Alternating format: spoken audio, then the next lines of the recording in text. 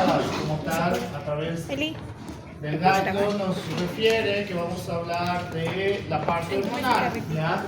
En la cual pues tenemos que recordar que como es desde la parte embriológica, muchas gracias, como es desde la parte embriológica, en la cual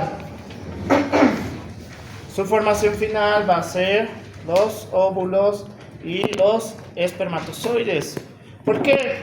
¿Qué significa gónada? Viene de dos significados como tal.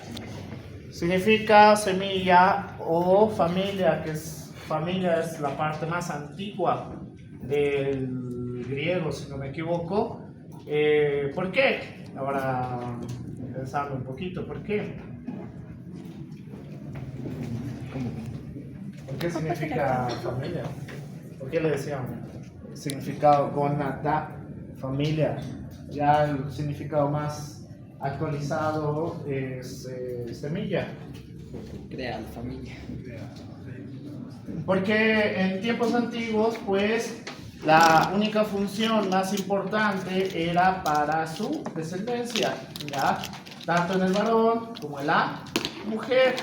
Entonces, la medicina actualizada ha visto que no solamente funciona para eso, sino que vamos a tener otras funciones a partir justo de las gónadas masculinas y las gónadas femeninas. En el caso de las gónadas femeninas, vamos a ver que tenemos que diferenciar, y normalmente siempre digo esto,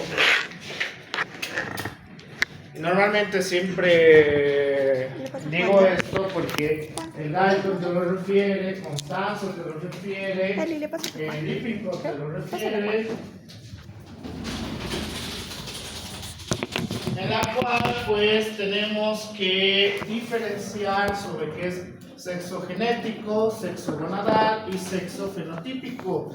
El sexo genético vamos a hablar exclusivamente de los cromosomas XY, que va a ser para los varones, XX para las mujeres.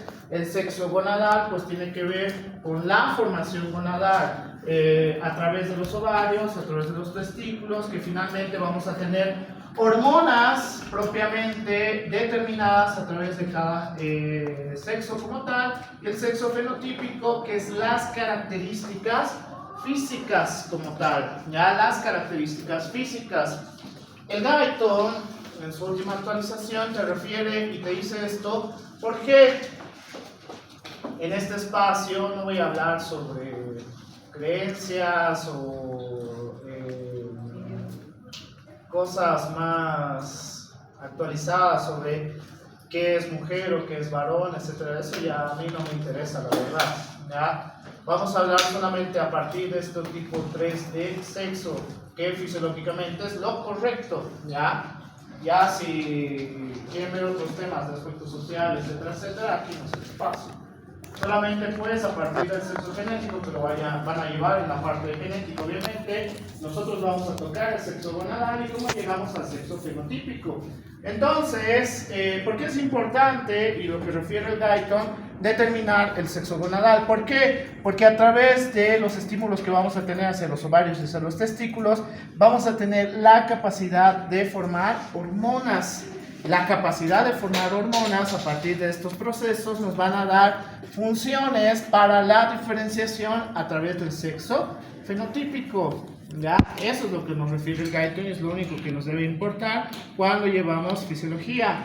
Igual, recordatorio, a través del folículo primordial pues vamos a tener la división para la formación del folículo primario, la división para el folículo secundario, para el folículo de Graf, que en el folículo de Graf va a ser una de las partes más importantes que vamos a tener relacionado ya con la ovulación como tal. Y acá vamos a tener dos diferenciaciones, que va a ser la ovulación sin fertilización, en la cual pues cuando no hay la fertilización lo único que va a ocurrir es la menstruación. Y cuando ya tenemos la fertilización vamos a hablar de embarazos. En este espacio solamente vamos a hablar de la ovulación sin fertilización. dentro de 2 clases aproximadamente voy a hablar de embarazo y lactancia. ¿Por qué? Porque es diferente y van a ver cuando nos toque. Entonces, el eje hipotálamo hipófisis glandular, vamos a referir que las neuronas del núcleo paraventricular van a secretar dopamina, que estos van a actuar sobre los lactotropos. Aparte, las neuronas del núcleo preóptico van a ser los encargados de liberar ¿qué? ¿Qué es HLG? Hormona liberadora de que estos van a actuar sobre las células gonadotropas. Estas van a ir directamente hacia la dermohipófisis para actuar sobre las células gonadotropas, que van a ser las encargadas de secretar hormona luteinizante y hormona folículo estimulante, que estas dos van a ser las importantes para llegar a la zona gonadal y realizar un estímulo para la secreción de hormonas como tal. El impulso hacia las neuronas del núcleo el impulso hacia las células lactotropas son las encargadas para la secreción de prolactina, que van a actuar directamente sobre las mamas, que eso es importante igual dentro de lo que vamos a ver más adelante. Entonces, las células de la teca vamos a tener dos diferentes, que van a ser las células de la teca y las células de la granulosa. Las células de la teca, esta va a tener su receptor directamente con la hormona luteinizante.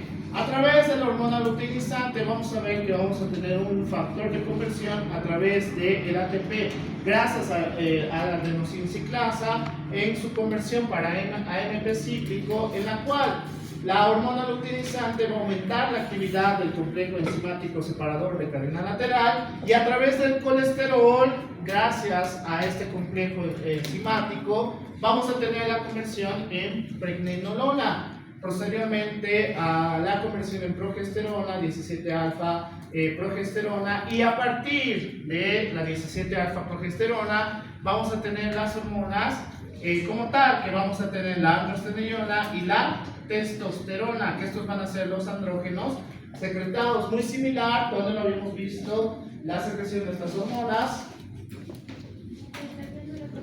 en la glándula suprarrenal. Entonces, acá sí vamos a ver la representación del mayor porcentaje de función gonadal como tal.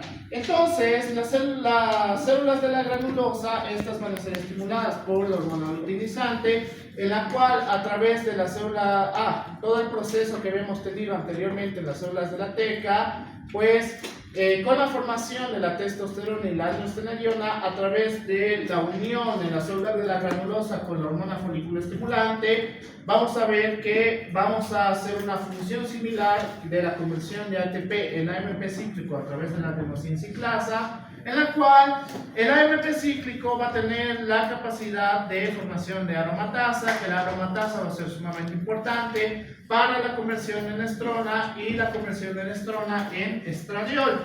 Pero la relación que vamos a tener de las células de la teca con las células de la granulosa va a ser que esta androstenediona que estamos teniendo y la testosterona van a tener la capacidad que a través de la aromatasa tengamos la formación de estradiol, o también llamado estrógenos. Bien, estrógenos. Entonces, por este motivo, las mujeres también tienen testosterona circulante dentro de su organismo, pero van a tener en mayor cantidad estrógenos, ya tienen en mayor cantidad de estrógenos. ¿Por qué? Porque la testosterona va a ser un precursor para la formación de estrógenos. Entonces, es sumamente importante recordar cómo es la secreción de hormonas gonadales, ¿ya? Esa es la secreción de las hormonas gonadales. Lo otro es el eje. Así me tienen que explicar en su defensa de casos clínicos. Bueno, les pregunto por si acaso. Entonces, ¿qué funciones vamos a tener de los estrógenos como tal? Vamos a tener a través de la parte ósea una función endocrina, una función hepática, una función de los órganos reproductivos, en la cual pues en la parte ósea vamos a tener un estímulo del crecimiento mediante los osteoblastos, en la parte endocrina una respuesta hacia un aumento de la respuesta hacia la progesterona, en la parte hepática un aumento de los factores de coagulación, un aumento de las proteínas de unión con los esteroides, una disminución del colesterol total y una disminución del LDL y un aumento del HDL, mientras que en los órganos reproductivos, que supongo que es la parte más importante relacionada con la parte fenotípica, es el aumento del crecimiento uterino, el aumento del crecimiento vaginal y las trompas de falopio, el aumento del crecimiento de las glándulas mamarias, el aumento de la secreción de mucosa apical y el aumento de los receptores para la hormona luteinizante en las células de la granulosa. Entonces, una vez determinamos las funciones de los estrógenos, también tenemos que hablar de la retroalimentación como tal, en la cual pues la parte del hipotálamo va a tener la formación de hormona liberadora de gonadotropina, que va a ir directamente hacia las células gonadotropas a través de la adenohipófisis. Estas van a tener la capacidad de liberación de hormona luteinizante y hormona folículo estimulante, que va a estimular hacia la parte de los ovarios para la formación de estrógenos. Entonces, la primera, los estrógenos van a tener la capacidad de estimular o inhibir a nivel hipotalámico o a nivel de la adenohipófisis. ¿Cómo? Los estrógenos van a tener la capacidad de estimular cuando tenemos una cantidad excesiva de estrógenos. Cuando tenemos una disminución, pues va a empezar el estímulo a nivel hipotalámico. Cuando tenemos muchos estrógenos, una parte de inhibición, ¿ya? Funciona como en toda la parte de la retroalimentación que hemos visto. Las progestinas, similar a relacionadas con la progesterona, por este caso, similar a los estrógenos, también tiene esa capacidad. Mucha progesterona pues va a ser un factor inhibidor a nivel hipotalámico y a nivel de la adenohipófisis. Una disminución de la progesterona pues va a ser un estímulo hacia el hipotálamo y hacia la adenohipófisis. Mientras que del otro lado vamos a tener la formación de las activinas y de las inhibinas. Las activinas van a tener la capacidad de estímulo a través de la adenohipófisis, mientras que las inhibinas van a tener la capacidad de inhibir, tal cual lo dice su nombre, a nivel de la adenohipófisis. Estas dos no pueden estimular o inhibir a nivel hipotalámico, por si acaso, no tienen esa capacidad. Entonces, dicho esto, tenemos que hablar de las funciones de la progesterona. La progesterona vamos a tener tres funciones como tal. A nivel de la mama, que va a estimular el desarrollo lobular y disminuir la producción de leche materna. Mientras que en los órganos reproductivos, una disminución del crecimiento endometrial, un aumento de las secreciones endometriales y la secreción mucosa va a ser mucho más espesa. Mientras que en la temperatura vamos a tener un incremento de la temperatura interna debido al incremento del metabolismo basal, gracias a la progesterona. Entonces, dentro de las fases que vamos a tener en el ciclo menstrual, en la fase folicular, la mitad del ciclo y en la fase lútea, vamos a ver que todas van a tener la secreción de las hormonas, pero en cada fase vamos a tener el estímulo o la inhibición de la parte de los estrógenos o la parte de la progesterona. En la fase folicular vamos a ver que con la formación de los estrógenos, esta formación de los estrógenos va a ser un proceso de inhibición solamente en la fase folicular. ¿Para qué? Para evitar mayor formación de estrógenos. Mientras que en la mitad del ciclo vamos a ver que los estrógenos van a estimular a mayor formación de hormonas gonadales como tal, solo en la mitad del ciclo. Y en la fase lútea vamos a ver que la progesterona va a ser un proceso de inhibición hacia la adenohipófisis para evitar la mayor formación de hormonas gonadales. En un cuadro, ¿cómo se vería esto? En la mitad del ciclo, vamos a ver cómo la hormona luteinizante va a tener un impulso y vamos a tener la mayor cantidad de hormona luteinizante agregado a los estrógenos muy cerca a la mitad del ciclo. Como anteriormente habíamos visto, pues estimulamos estimulamos hacia la dermohipófisis para mayor secreción, mientras que la hormona folículo estimulante va a mantenerse dentro de los rangos o los parámetros normales durante todo el ciclo. Hay puntos en los cuales se puede elevar, pero se va a mantener dentro de un rango normal. La progesterona, en cambio, cuando hay una disminución de los estrógenos, va a empezar a incrementarse principalmente en la fase lútea. Así funciona, por el cual esto relacionado con desde el punto de la secreción ovárica hacia la ovulación, en la mitad del ciclo, pues está relacionado directamente con la fase menstrual. Ya, la fase menstrual es por esto, y creo que lo he puesto aquí. Ya, esta parte no puedo explicar. Entonces, en la parte de la menstruación vamos a ver que la parte hormonal se va a mantener en un estado estático, tanto la hormona luteinizante, la hormona folículo estimulante, la progesterona, estrógenos y las inhibinas, mientras que cuando vamos a hablar de la ovulación, el incremento de los estímulos para la secreción de las hormonas va a ser mucho mayor. En la mitad del ciclo, justo para la ovulación, vamos a tener el estímulo de la hormona luteinizante, folículo estimulante y principalmente los estrógenos. Cuando ya vamos a llegar a una fase lútea, pues la progesterona nos va a ayudar para hacer una regulación de todas las demás hormonas. Y vemos, en relación con la progesterona, también vamos a tener una elevación de las inhibinas, por el cual nuevamente vamos a llegar al día 28 para el proceso de la menstruación, hemorragia. Antes. Entonces, dicho esto, explicado lo anterior, pues lo que les digo a todos mis estudiantes cada vez que avanzamos esto: las mujeres no pueden evitar cambios como tal. ¿Por qué? Porque lastimosamente esto es muy fácil de alterar por múltiples causas, es multicausal, en la cual, ¿cuál sería o cuál piensan que sería una causa para alteración, para mayor secreción o inhibición de las hormonas gonadales? Ya, está bien, pero hay algo un poquito más importante. No, en teoría no todas usan anticonceptivos orales. Pastillas de Usan días. anticonceptivos. La pastilla de Los días. anticonceptivos hormonales. No, lo mismo, estadísticamente en Latinoamérica no todas usan anticonceptivos. Dile pastilla de días. Ya, Nicolás. Puedes decirle tú. La alimentación. El consumo de El día de alimentos transgénicos, creo que sí.